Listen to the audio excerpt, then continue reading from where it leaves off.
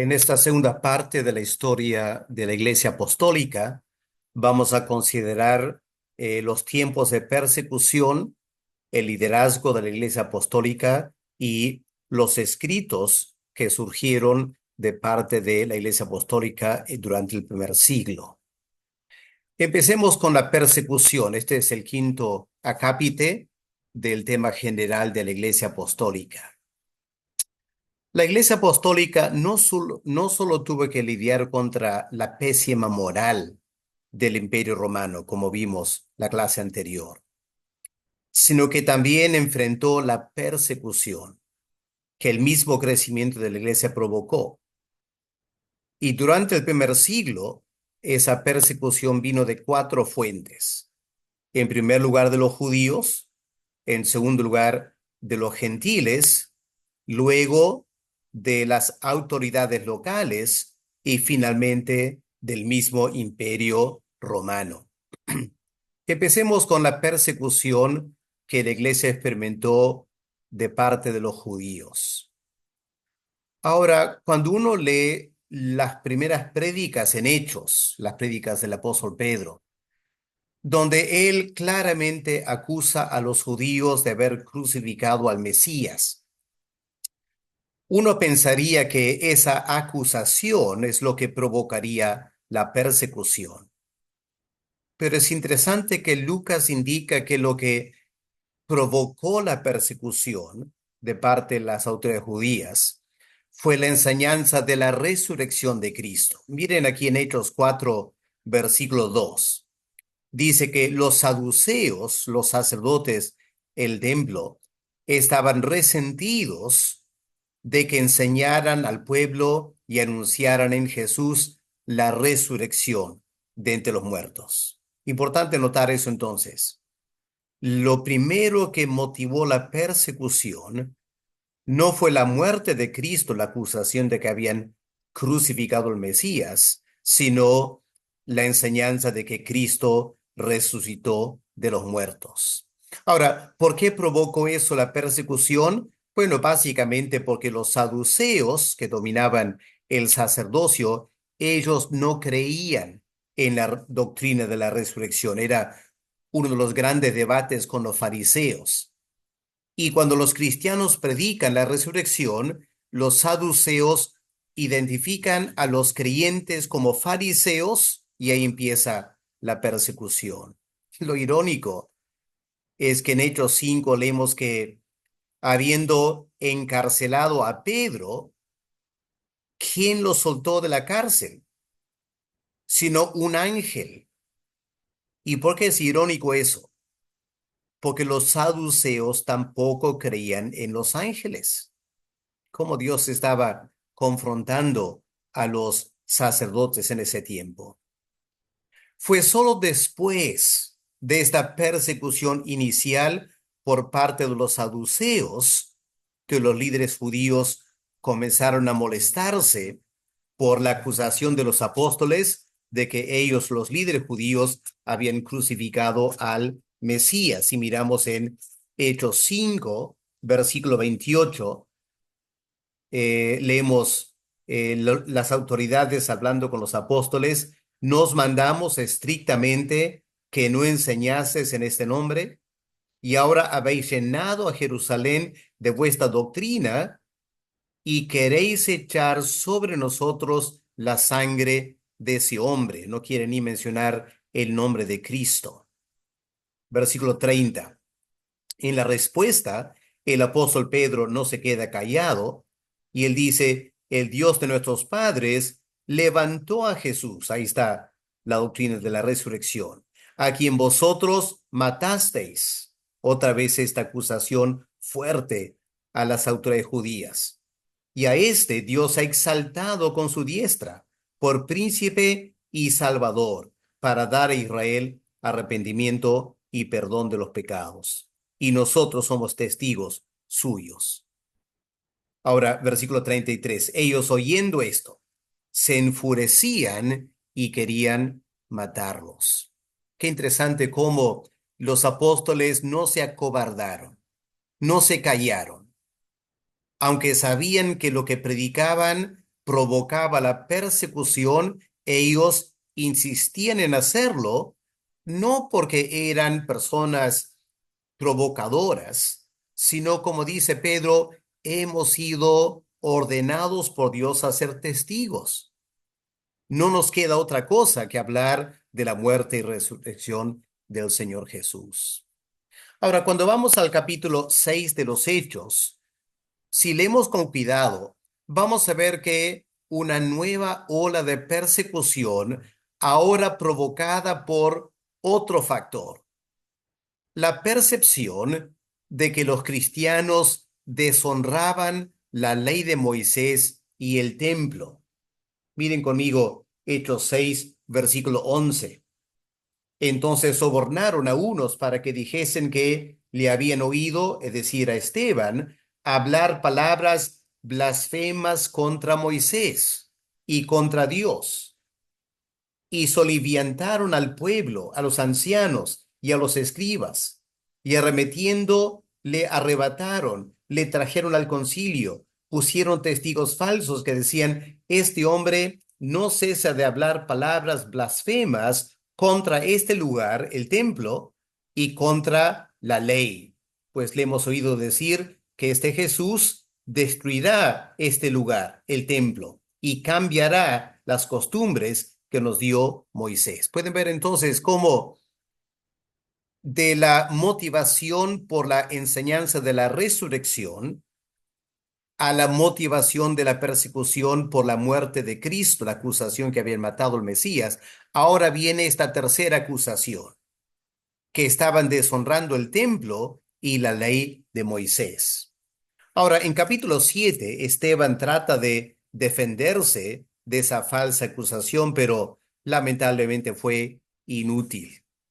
Dio un resumen de la historia de Israel, mostrando que era un fiel seguidor del judaísmo, pero cuando dio a entender que Jehová no moraba en el templo de Salomón.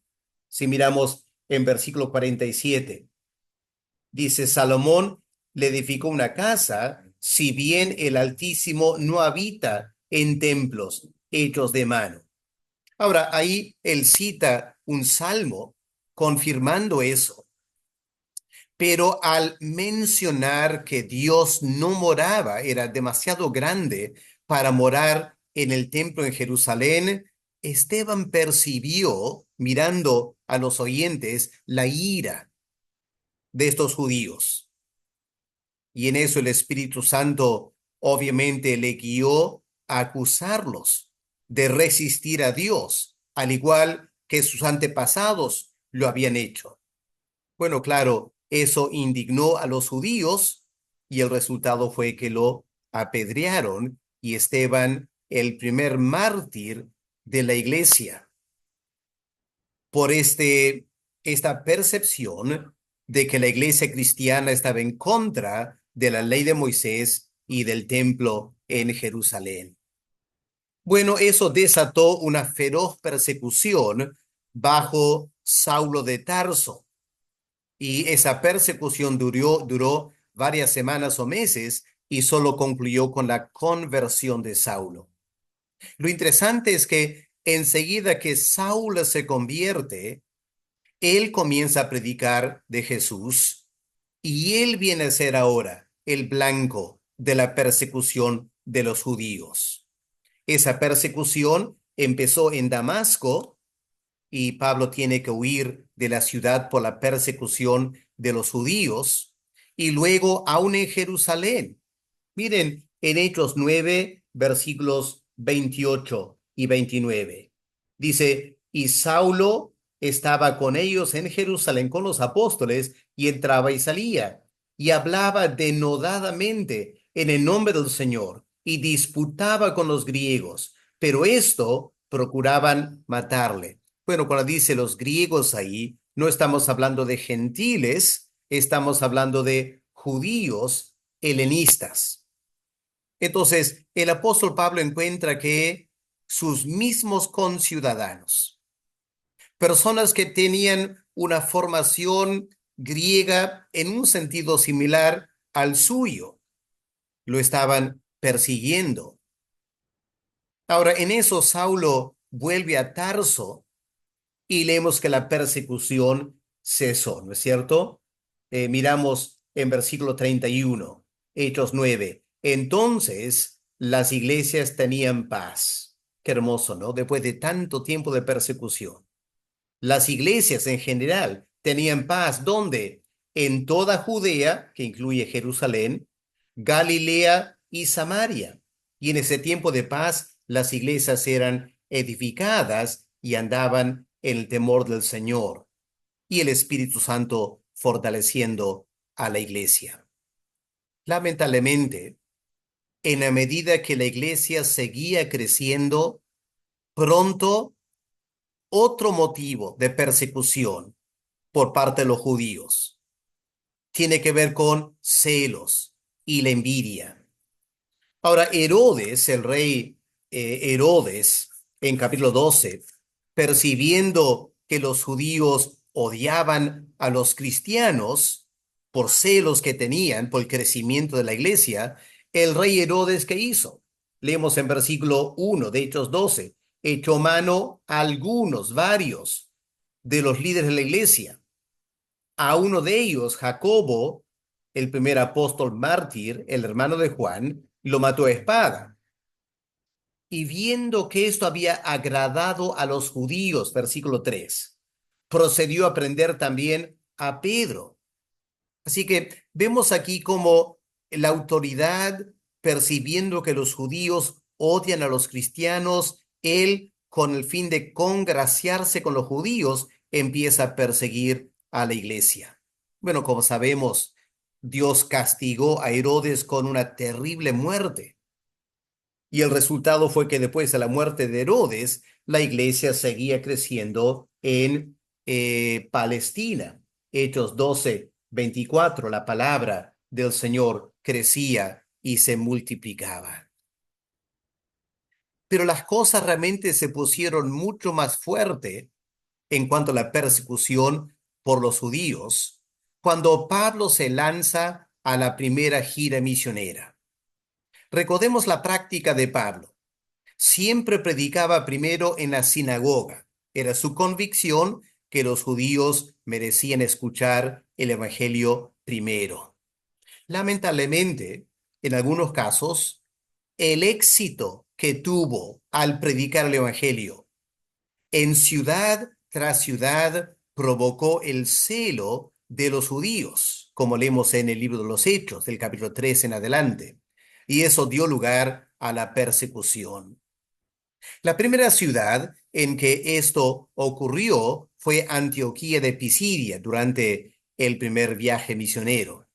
Miren lo que leemos en Hechos 13, 44 y 45. El siguiente día de reposo se juntó casi toda la ciudad. ¿Pueden imaginar eso? Casi toda la ciudad para oír la palabra de Dios. Pero viendo los judíos la muchedumbre, se llenaron de celos y rebatían lo que Pablo decía, contradiciendo y blasfemando. Qué triste, ¿no? Porque Pablo estaría hablando del Mesías, de los judíos. Estaba hablando del mensaje del Dios del Antiguo Testamento. Pero los judíos, cegados por el celo, empezaron a contradecir y blasfemar, hablar mal del Evangelio. Y poco a poco dio lugar a la persecución de los judíos contra el apóstol Pablo. En realidad, a partir de ese momento, la persecución de los judíos se dio con regularidad, como pueden ver si van leyendo el libro de los Hechos. Hechos 14, versículo 2. En Iconio, los judíos que no creían excitaron y corrompieron los ánimos de los gentiles contra los hermanos. Versículo 19.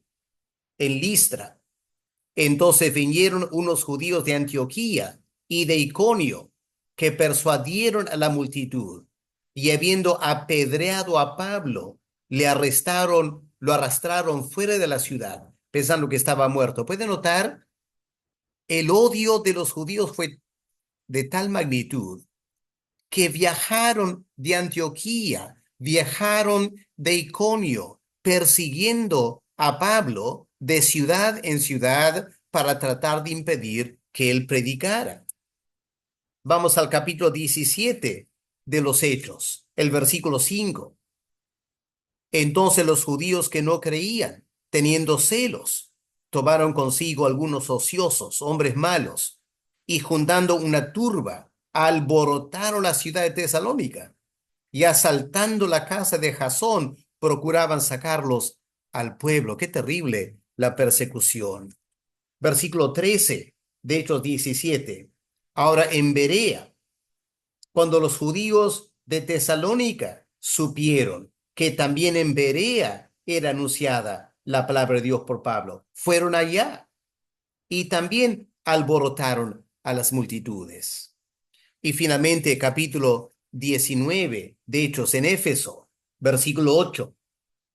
Y entrando Pablo en la sinagoga, habló con denuedo por espacio de 3 meses, discutiendo y persuadiendo acerca del reino de Dios a los judíos, pero endureciéndose algunos de los judíos y no creyendo, maldiciendo el camino delante de la multitud, se apartó de Pablo y empezó a predicar a los gentiles.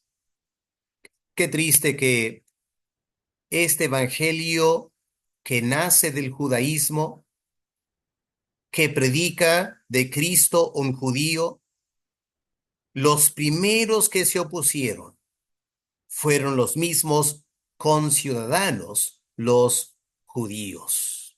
Bueno, ahí tienen los diversos versículos de Hechos que señalan la persecución de los judíos.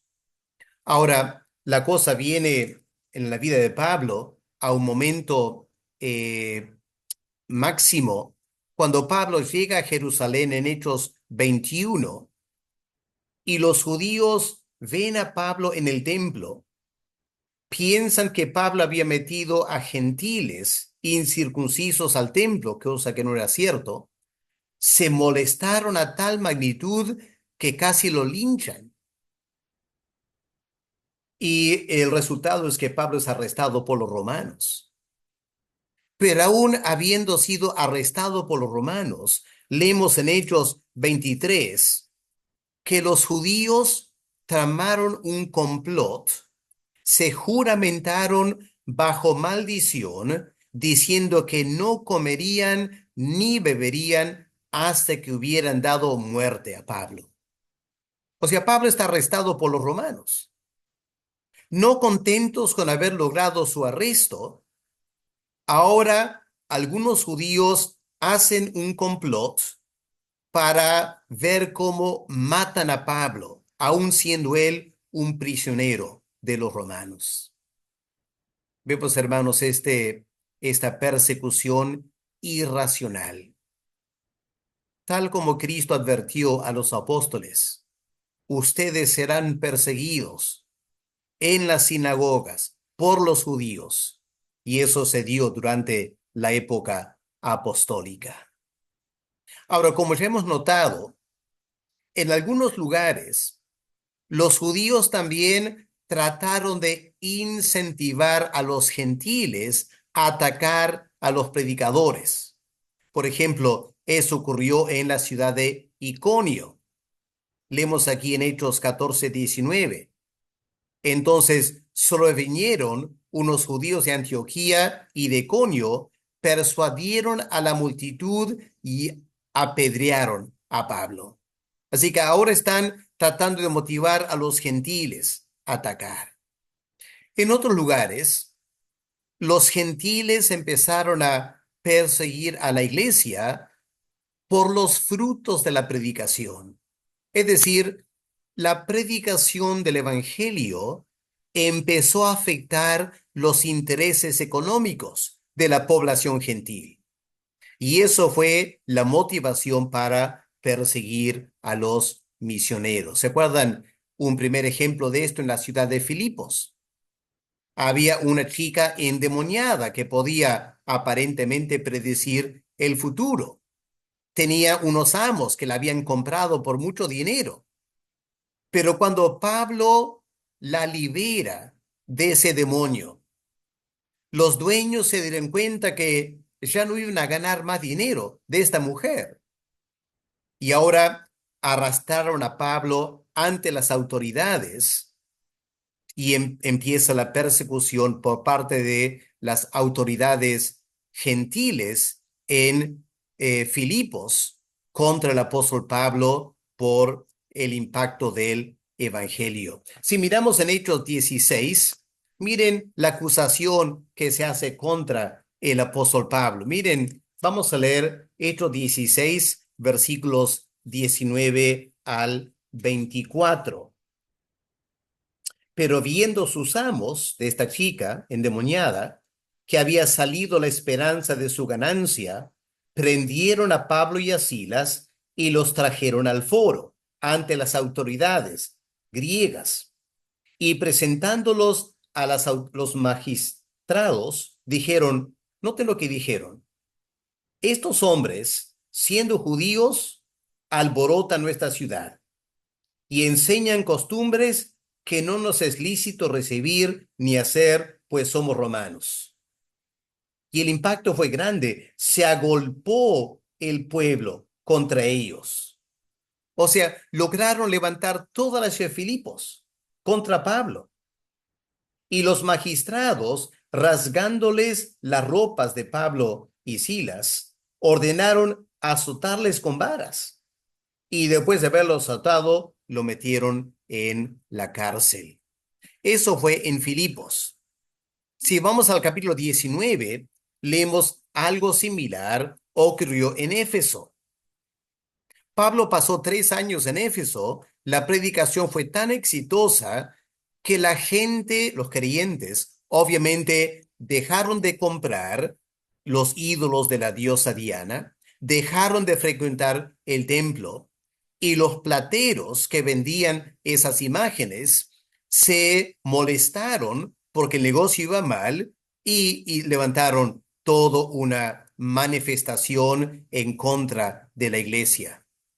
Así que vemos, hermanos, cómo el crecimiento de la iglesia primero provoca el celo de los judíos, luego afecta los intereses económicos de los gentiles y provoca que ellos también ataquen a los cristianos. Bueno, pronto, como hemos notado ya, las autoridades locales también intervienen. Primero, los judíos, conscientes de que no pueden hacer mucho para impedir la predicación de Pablo, tratan de incentivar a las autoridades gentiles a atacar a los predicadores cristianos, ¿ya? Los judíos primero empezaron a hacerlo, ¿ya? Hechos 14:5, por ejemplo, sucedió que los judíos y los gentiles, juntamente con sus gobernantes, se lanzaron a maltratarlos y apedrearlos. Y vemos, hermanos, cómo la experiencia de la iglesia fue similar a la del Señor Jesús. Durante su ministerio terrenal, grandes enemigos, fariseos, saduceos, escribas, que se odiaban entre ellos, pero hicieron causa común para atacar a Cristo. Ahora vemos algo similar con los cristianos, que judíos y griegos que no se veían bien, juntamente con autoridades que muchas veces no querían para nada a los judíos. Se confabulan todos para atacar a la iglesia cristiana. Como dijo el Señor, si a mí me han perseguido, a ustedes también los van a perseguir. Y a lo largo de los hechos leemos esta tremenda persecución en una ciudad enorme como la ciudad de Éfeso. En Corinto también. Leemos en Hechos 18, siendo Galión procónsul de Acaya, los judíos se levantaron de común acuerdo contra Pablo y lo llevaron al tribunal, diciendo, este hombre persuade a los hombres a honrar a Dios contra la ley. Así que vemos cómo los judíos incentivan a las autoridades gentiles atacar a la iglesia cristiana. Bueno, no demoró tanto tiempo antes que las autoridades del Imperio Romano empezaron a tomar interés en la iglesia. Ahora, durante las primeras décadas, felizmente, las autoridades romanas dejaron a la iglesia en paz. ¿Por qué? Porque de la perspectiva de los romanos, los cristianos parecían ser solo una secta de los judíos. Ellos pensaban, en los judíos hay fariseos, en los judíos hay saduceos y ahora en los judíos hay cristianos. Pero en la medida que los judíos mismos estaban persiguiendo a los cristianos en ciudad tras ciudad y llevando a los cristianos ante las autoridades romanas, las autoridades locales, los líderes romanos empezaron a darse cuenta, hay algo aquí peligroso para el imperio. Por eso el apóstol Pablo en Jerusalén fue arrestado y termina en manos de las autoridades eh, romanas. Y miren lo que el apóstol Pablo encuentra. Hechos 24, versículos 26 y 27. Hablando de un líder nombrado por los romanos, leemos, él esperaba también con esto que Pablo le diera dinero para que le soltase. Aquí hay corrupción, ¿no es cierto? Estaba esperando de Pablo un soborno, pensando, si Pablo predica y tiene tantos seguidores, obviamente debe tener dinero. Sus amigos van a juntar plata para soltarlo. Así que esta autoridad estaba esperando un soborno. Y por eso muchas veces lo hacía venir y hablaba con Pablo, no porque le interesaba el evangelio, sino porque quería sacar un provecho. Pero Pablo no iba a ser parte de eso. Y al cabo de 2 años hubo una transferencia de autoridades. Recibió Félix por sucesor a Porcio Festo. Y queriendo Félix congraciarse con los judíos, dejó preso a Pablo. Y Pablo pasó 2 años en la cárcel, estancados. Y al final no le quedó otra al apóstol Pablo, siendo ciudadano romano, sino apelar a César y el caso va ante las autoridades. Hechos 25, versículo 10. Pablo dijo, ante el tribunal de César, el emperador romano, estoy, donde debo ser juzgado. A los judíos no les he hecho ningún agravio, como tú bien sabes. Él apeló al emperador y eso resultó en Pablo siendo llevado a Roma para comparecer ante el emperador romano. Ahora, ¿quién era el emperador en ese tiempo? Era este hombre nefasto llamado Nerón. Lo interesante es que Nerón al inicio absolvió a Pablo. Luego de su primer arresto, sabemos que Pablo fue puesto en libertad y pudo continuar su ministerio por un tiempo, pero luego fue arrestado una segunda vez en el año 64 después de Cristo, y ahí el apóstol Pablo escribiendo a Timoteo se da cuenta que de esta no se va a salvar. Y Pablo dice, el tiempo de mi partida se ha acercado y acabado la carrera, he peleado la buena batalla. Así que él fue ejecutado por Nerón, decapitado por ser un ciudadano romano. Poco después se dio este tremendo incendio en Roma y fue el pretexto que Nerón quería para perseguir aún más a los cristianos. Y se cree que fue en ese momento que Nerón también ordenó la muerte del apóstol Pedro. Así que dos grandes apóstoles mueren más o menos el mismo año, bajo el mismo emperador, Ahora las cosas se estaban poniendo muy serias.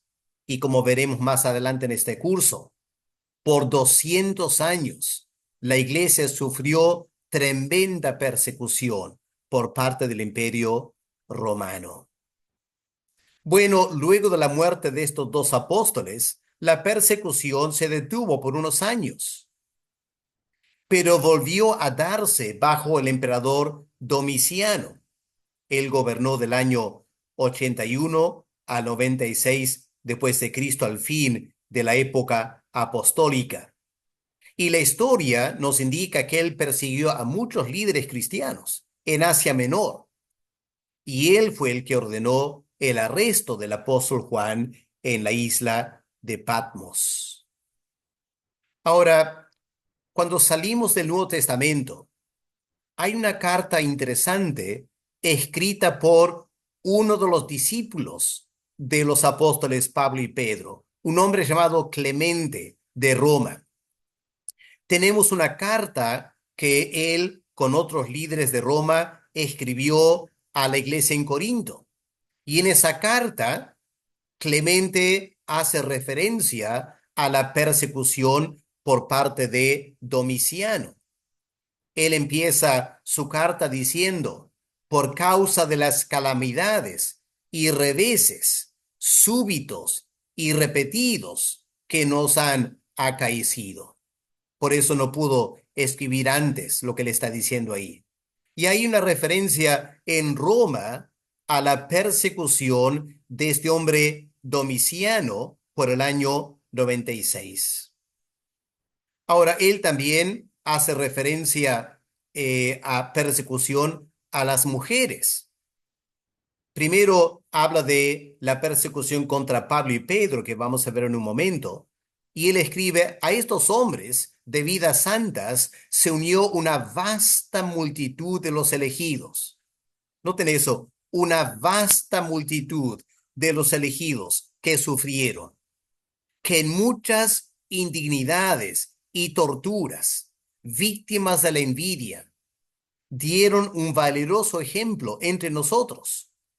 Por razón de los celos, hubo mujeres cristianas que fueron perseguidas después de haber sufrido insultos crueles e inicuos, alcanzando seguras la meta en la carrera de la fe y recibiendo una recompensa noble, por más que eran débiles en el cuerpo. Aquí tenemos el testimonio de cómo al fin de la época apostólica, tremenda persecución en Roma por parte de este emperador Domiciano. Y Clemente también hace referencia a lo que pasó años antes bajo el emperador romano, Nerón, el emperador Nerón. Dice: por causa de celos y envidia, hablando de los apóstoles, fueron perseguidos y acosados hasta la muerte las mayores y más íntegras columnas de la iglesia, escribe Clemente.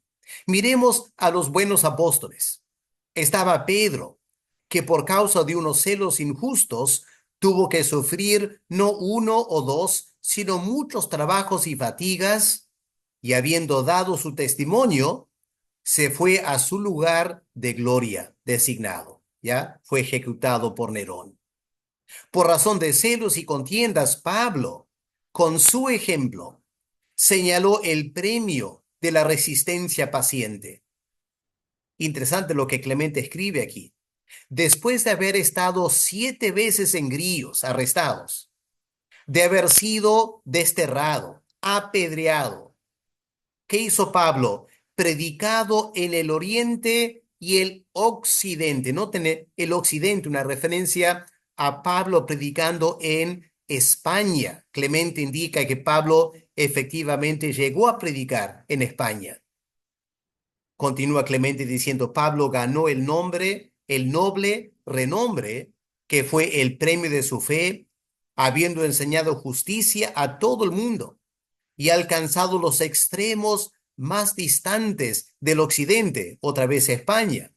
Y cuando hubo dado su testimonio delante de los gobernantes, en su segundo arresto, partió del mundo y fue al lugar santo, habiendo dado un ejemplo notorio de resistencia paciente. Qué interesante este testimonio de una carta fuera del Nuevo Testamento, pero una carta muy importante que da testimonio a la tremenda persecución contra los creyentes por parte del Imperio Romano. Ahora, durante la época apostólica, a pesar de tanta persecución, los creyentes seguían predicando. Y la iglesia se extendió y creció, y el número de cristianos aumentó tremendamente. Ahora habían congregaciones en muchos lugares, en ciudades, en pueblos, en el campo, en las grandes urbes, no solo en Palestina, sino en muchas partes del Imperio Romano. Ahora la pregunta surgió, ¿quiénes lideraban la iglesia? ¿Cómo era el liderazgo de la iglesia? Bueno, sabemos que todo empezó con el liderazgo de los apóstoles. Mientras la iglesia estaba en Jerusalén, esa iglesia, la primera década, estaba bajo la dirección de los apóstoles. No solo en Jerusalén, sino también en Judea y en Samaria. Miren estos textos de los hechos que confirma esto. En primer lugar, Hechos 4. Dice, no había entre ellos ningún necesitado, porque todos los que poseían heredades o casas las vendían y traían el precio de lo vendido y lo ponían a los pies de los apóstoles. Se repartía cada uno según su necesidad. Claramente los apóstoles estaban a cargo de la iglesia. Hechos 4. Vamos a Hechos 6. Cuando surge el problema de la repartición de los alimentos a las viudas. Los 12 apóstoles convocaron a la multitud de los discípulos. Dijeron, no es justo que nosotros dejemos la palabra de Dios para servir a mesas. Nombren ustedes diáconos. Pero otra vez, los apóstoles se encargan de este problema. Luego, cuando Felipe predica en Samaria, ¿qué leemos en Hechos 8:14? Cuando los apóstoles que estaban en Jerusalén oyeron que Samaria había recibido la palabra de Dios, enviaron allá a Pedro y a Juan. Así que claramente, desde Hechos 2 hasta Hechos 8, a lo menos, la autoridad de la iglesia universal eran los apóstoles.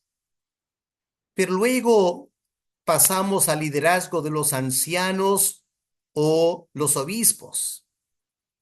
¿Qué pasó? Bueno, al pasar los años, el crecimiento de la iglesia en Jerusalén motivó a muchos de los apóstoles, casi todos, a salir de la ciudad para predicar el evangelio en otros lugares.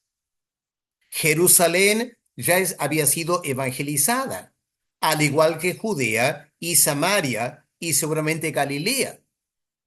Así que del capítulo 8 en adelante, los apóstoles empiezan a salir de Jerusalén y van a lugares alejados a predicar el evangelio. Eso dejó un vacío de liderazgo en Jerusalén, en Palestina. La primera evidencia de este proceso está en capítulo 15 de los Hechos, donde aparece por primera vez el título de ancianos en paralelo con los apóstoles. Miren conmigo Hechos 15, versículos 1 y 2. Estos detalles importantes notar. Hechos 15:1. Entonces, algunos que venían de Judea enseñaban a los hermanos, si no circuncidáis conforme al rito de Moisés, no podéis ser salvos. Como Pablo y Bernabé tuviesen una discusión y contienda no pequeña con ellos, se dispuso que subiesen Pablo y Bernabé a Jerusalén y algunos otros de ellos. Ahora noten esto. A los apóstoles y a los ancianos para tratar esta cuestión. Ahí por primera vez tenemos ancianos al lado de apóstoles, claramente en liderazgo en paralelo sobre la iglesia en Jerusalén con una autoridad universal. Miren versículo 6. Se reunieron los apóstoles y los ancianos para conocer este asunto. Ahora, ahí está por primera vez claramente en forma explícita. Pero si miramos Hechos 11, versículo 22, hay que notar un detalle de lo que Lucas dice aquí. Aquí hablando de la extensión de la iglesia de Antioquía, en versículo 22, leemos lo siguiente: llegó la noticia de estas cosas a oídos de la iglesia que estaba en Jerusalén y enviaron a Bernabé que fuese hasta Antioquía. Ahora la pregunta es, ¿quiénes enviaron? ¿Por qué no dice los apóstoles? Si miramos en Hechos 8, versículo 14, cuando la iglesia se extiende a Samaria, Lucas dice, cuando los apóstoles que estaban en Samaria, en Jerusalén, oyeron que Samaria había recibido la palabra del Señor. Ya noten, los apóstoles. Pero en Hechos 11:22, cuando la noticia de estas cosas llegó a los oídos de la iglesia, no menciono los apóstoles. Así que cabe la posibilidad que esta transferencia de mando de los apóstoles a los ancianos ya había empezado desde Hechos capítulo 11. Ahora, en Hechos 15, el principal anciano, no un apóstol, sino un anciano, fue Jacobo, el hermano de Cristo. Y este Jacobo es el autor de la carta que conocemos como Santiago. Santiago viene de latín San Iago, que viene de San Jacobo, por eso el nombre es Santiago, pero la carta es de Jacobo. Y esa carta de Santiago no fue escrita por un apóstol, sino por un anciano de la iglesia en Jerusalén, Jacobo, el hermano de Cristo. En Hechos 15, miren versículo 13. Después de haber escuchado a Pablo y Bernabé, cuando ellos callaron, Jacobo respondió, ¿ya? Este anciano, el principal anciano en Jerusalén. Y la influencia de Jacobo se nota en versículo 22, porque después de hablar Jacobo, leemos, entonces pareció bien a los apóstoles y a los ancianos con toda la iglesia elegir de entre ellos varones y enviarlos a Antioquía. Es decir, Jacobo tuvo la última palabra. Y la carta oficial que sale de Jerusalén a toda la iglesia gentil no es redactada solo por los apóstoles, sino por los apóstoles y ancianos, como leemos en Hechos 15, versículo 23. Claramente se está dando una transferencia de liderazgo de los apóstoles a los ancianos. Ahora, eso explica, bueno, antes en capítulo 14 de los Hechos, cuando Pablo y Bernabé estaban por concluir su primer viaje misionero, leemos que ellos constituyeron ancianos en cada iglesia, Hechos 14:23. ¿Por qué lo hicieron? Claramente entendieron que eso era lo que Dios quería para cada congregación. No que estuviera a cargo del apóstol que fundó la iglesia, sino que de la misma localidad surja un liderazgo con el nombre de anciano. Seguramente Pablo y Bernabé sabían, para Hechos 14, que esto ya se estaba dando en Jerusalén. Y por eso lo hicieron también en las iglesias que fundaron durante la primera gira misionera. Ahora, esta palabra anciano, ¿qué significa? Aquí tenemos la palabra en griego, presbúteros, y la palabra se usa de una persona de edad avanzada. Si miramos en 1 Timoteo capítulo 5, versículos 1 y 2, vamos a ver esta palabra aquí, no hablando de un liderazgo de la iglesia en 1 Timoteo 5, sino hablando de personas de la tercera edad. 1 Timoteo 5:1. No reprendas al presbítero, al anciano, sino exhórtale como a padre, a los demás, a los más jóvenes como hermanos, a las ancianas, otra vez la forma femenina de presbúteros, como a madres. Así que claramente aquí Pablo no está usando la palabra anciano o anciana para hablar de un liderazgo en la iglesia. Está hablando simplemente de personas de edad. Entonces, ¿por qué se dio este nivel de liderazgo en la iglesia con el nombre de anciano? Es que seguían el concepto judío de que los líderes de la sociedad debían ser personas de experiencia, no jóvenes.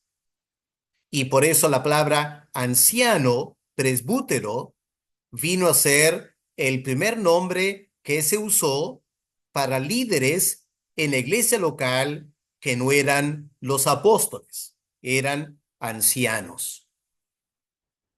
Pero cuando vamos a Hechos 20 y encontramos que Pablo manda llamar a los ancianos de la iglesia en Éfeso, luego en Hechos 20, versículo 28, llama a los ancianos obispos, indicando que en la mente de Pablo los dos títulos eran intercambiables, ancianos u obispos.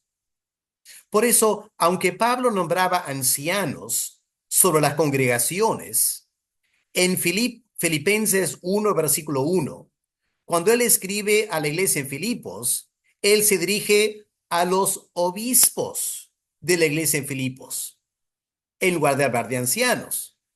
De igual modo, en la carta a Tito, Pablo le hace recordar que tenía que nombrar ancianos, presbúteros, en cada ciudad en Creta, pero enseguida Pablo habla de los requisitos para ser obispo, episcopos en griego. Así que en el Nuevo Testamento, estos dos títulos eran intercambiables.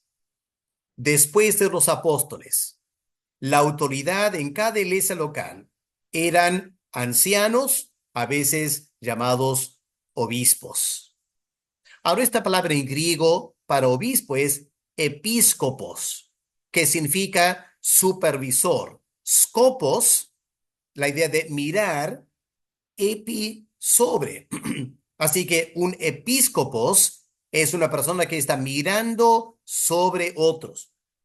Es un guardián, es un supervisor. Esta palabra obispo apunta a la tarea que el anciano tiene que hacer. Noten esta distinción. La palabra anciano apunta a la edad. Tiene que ser una persona madura. ¿Qué es lo que tiene que hacer? ¿Cuál es su tarea? Supervisar, velar sobre la congregación. Ahora, estamos hablando de la época apostólica. Más adelante, en el segundo siglo, se empezó a usar la palabra episcopos para hablar de una jerarquía más elevada sobre los ancianos. Se empezó a hablar de un obispo en una ciudad que estaba a cargo de todas las iglesias. Se llama el episcopado monárquico. La primera referencia a eso está en las cartas de Ignacio de Antioquía, que vamos a estudiar más adelante en este curso. Así que recalco. Más adelante en la historia de la iglesia, la palabra obispo empieza a cambiar de significado y se usa para esa autoridad encima de los ancianos. Pero durante la época apostólica, la palabra anciano y obispo eran intercambiables. Luego vino un segundo nivel de liderazgo, los diáconos. En Hechos 6, cuando se da el problema de la limitación de las viudas, se resolvió el problema nombrando 7 diáconos. La palabra en griego, diácono, significa servidor. Se usaba específicamente una persona que atendía a las mesas. Por eso se usó esa palabra en Hechos 6. Ahora, es importante anotar, hermanos, que en Hechos 6, la idea no era formar una nueva categoría de liderazgo. En Hechos 6 ni habían ancianos todavía. La iglesia recién estaba empezando. Los primeros diáconos en Hechos 6 se nombraron solo por un asunto coyuntural, pero lo que pasó fue que al pasar los años, la iglesia empezó las iglesias empezaron a sentir necesitamos diáconos en cada congregación que apoyen a los ancianos. Y sabemos que eso pasó muy pronto, porque escribiendo a los filipenses, el apóstol Pablo dice en Filipenses 1:1, a todos los santos que están en Filipos, con los obispos o ancianos y diáconos. Así que, aunque no leemos de diáconos en Jerusalén, Pablo claramente vio que había que nombrar diáconos también en las iglesias locales. Así que esto empieza muy temprano, ese nivel de liderazgo en la iglesia.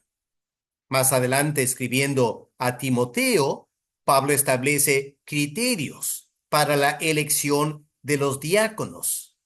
Así que claramente se establece como una práctica universal en las iglesias apostólicas. Cada iglesia liderada por ancianos, o llamémosle obispos, con el apoyo de los diáconos. Y la iglesia local tenía que nombrar cada líder para dirigir la congregación. Finalmente, hay que tocar el tema de los escritos apostólicos. En Hechos 2, versículos 19 y 20, el apóstol Pablo hace una afirmación muy importante. Pablo dice, ustedes, los creyentes gentiles, ya no son extraños, no son extranjeros, son conciudadanos del pueblo elegido de Dios, miembros de la familia de Dios, la iglesia. Y ustedes, dice Pablo, son edificados sobre el fundamento. ¿Cuál fundamento? De los apóstoles y los profetas. Ahora, los profetas fueron los autores del Antiguo Testamento. Dieron la base para el pueblo de Israel. Ahora, la iglesia recibe los escritos del Antiguo Testamento como la base para su fe, pero se suma a el ministerio apostólico para que la iglesia esté fundamentada sobre los escritos del Antiguo Testamento y las enseñanzas de los apóstoles en el Nuevo Testamento. Pero muy pronto, ¿qué pasó? El mismo Espíritu Santo que inspiró a los profetas a escribir escritura en el Antiguo Testamento, empezó a inspirar a los apóstoles a escribir escritos que formarían la base del Nuevo Testamento para la iglesia. Así que durante el primer siglo, el apóstol Mateo y el apóstol Juan escribieron sus relatos de la vida y enseñanza de Cristo, que llegaron a ser conocidos como evangelios. Pero Juan Marcos, también escribió un evangelio. Él no era apóstol, pero era allegado al apóstol Pedro. Así que Pedro supervisó y dio el aval al evangelio de Marcos. Y luego Lucas, un compañero de Pablo, investiga y escribe un evangelio con el aval del apóstol Pablo. Y luego de escribir su evangelio, Lucas también redacta, con la ayuda del Espíritu Santo, una historia de la Iglesia apostólica. De esta manera se forman los primeros 5 libros del Nuevo Testamento. En realidad, antes que se escribieran estos evangelios, los apóstoles empezaron a escribir sus cartas, algunos a lo menos antes de los evangelios. Ahora, el apóstol Pedro escribió 2 cartas. El apóstol Juan escribió 3 cartas, pero Pablo se distinguió escribiendo 13 cartas que ahora están en el Nuevo Testamento. Además de estas cartas escritas por apóstoles, 2 cartas fueron escritas por medio hermanos carnales del Señor, hijos de José y María. Uno fue Santiago, el anciano Jacobo, de Hechos 15, y el otro fue su hermano Judas, ambos medio hermanos de Cristo, y por esa cercanía al Señor Jesús, y seguramente autoridad que tuvieron como ancianos en las iglesias apostólicas. Ellos escribieron 2 cartas que ahora están en el Nuevo Testamento. Finalmente, alguien que no conocemos escribió la carta a judíos cristianos, una carta que conocemos hoy como Hebreos. Esto también se incluyó en el Nuevo Testamento. Finalmente, el apóstol Juan en Patmos recibe la revelación de Cristo de los últimos tiempos y él escribe el libro de Apocalipsis. Todas esas obras fueron redactadas durante el primer siglo, durante la época de la Iglesia Apostólica. Pero durante esa época no se estableció el canon. En un sentido, no era necesario porque los apóstoles estaban vivos todavía y los apóstoles podían dar fe de las verdades del Evangelio. Fue cuando los apóstoles murieron que la iglesia, a partir del segundo siglo, empezaron a ver la necesidad de establecer en forma definitiva la lista de los libros apostólicos canónicos.